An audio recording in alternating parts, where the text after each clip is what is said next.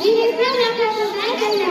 अखलाक किसी भी इंसान की जिंदगी का वही हो सकता है जो इंसानी जिस्म में दीन की हकीकी हैसियत है। अखलाक किसी भी मजहब, मसलक, मकतब, किसी की मीरास नहीं। अखलाक दुनिया के तमाम